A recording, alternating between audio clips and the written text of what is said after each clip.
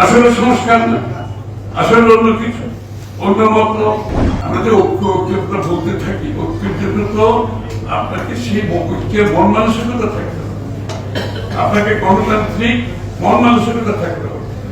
জনগণের মালিকানা কথাটা আপনি মাথায় রেখে আপনি ঐক্যের কথা বলতে পারেন।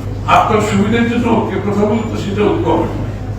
আপনি একদিকে আপনার সব কৃতিত্ব দিয়ে যাবেন, যেখানে সবাইকে অস্বীকার করে আমার বলছেন আপনি গণতন্ত্রের পথে হাঁটতে চাইবেন না, আপনি জনগণের নির্বাচিত সরকার চাইবেন না, আপনি জনগণের মালিকানা ফিরিয়ে দিতে চাইবেন না, তারপরে বড় ঐক্যের কথা। গণতন্ত্র নির্বাচনের সাথে সংস্কারকে মুখোমুখি করবেন কি জন্য? সংস্কার এবং গণতন্ত্র নির্বাচনের কোনটার সাথে কোনো পারস্পরিক সাংঘর্ষিক কিছু না। আমরা তো 7 বছর আগে থেকে সংস্কার কথা বলছি, তখন কারো আমাকে সংস্কার কথা শুনি বেগম খালেদা জিয়ার মিশন প্রজেক্ট। ও কি বলেছেন উনি? প্রধানমন্ত্রী 2 টার্মের বেশি থাকতে পারবেন, এটা বেগম খালেদা জিয়ার মিশন প্রজেক্ট। উচ্চ কক্ষ 2 চেম্বার, উচ্চ কক্ষের কথা উনি বলেছেন 7 বছর আগে। প্রধানমন্ত্রী প্রেসিডেন্টের মধ্যে ক্ষমতা 7 বছর আগে বলেছে।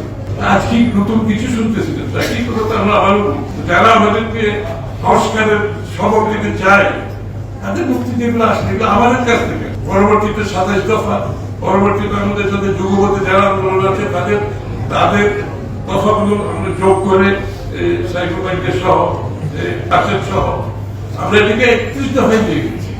এবং তারপরে বলেছে আর যদি কোনো সংস্কারের প্রয়োজন হয় আমরা উন্মুক্ত আছি, দেশবাসীকে বলেছি আপনারা জানান সংস্কার কি আছে।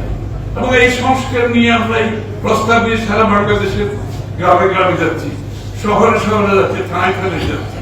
কই আর যারা সংস্কারের কথা বলছে তারা যাচ্ছে এগুলো, তারা কি জনগণের কাছে নিয়ে যাচ্ছে এগুলো?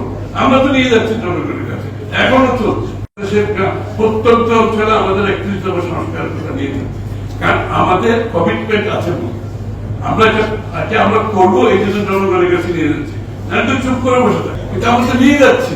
এবং কিভাবে বাস্তবায়ন করবো আগামী নির্বাচন করে সেটাও বলা আছে যে আপনাদের জাতীয় সরকারের মাধ্যমে আমরা এই বাস্তবায়ন করবো। কারো কাছ থেকে তো পরিষ্কার কিছু আসে না। আমরা তো সবকিছু শুরু থেকে শেষ সবকিছু পরিষ্কার ভাবে বলে দিই। সংস্কারকে নির্বাচনের সাথে সাংঘর্ষিক কেন করা হচ্ছে? তার মানে অন্য কোনো উদ্দেশ্য আছে? আসলে সংস্কার না, আসলে অন্য কিছু, অন্য মত।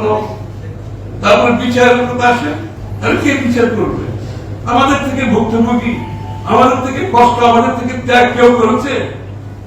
ইনু সাহেবের সাথে আমাদের ওখানে যে সভা ছিল, আমি বলা উচিত না, আমি ওখানে ভিতরে বলেছি আপনারা যারা বিচার করতেছেন আওয়ামী লীগের, আপনারা যারা আছেন আমার থেকে বেশি ত্যাগ বেশি আপনাদের কেউ করেন।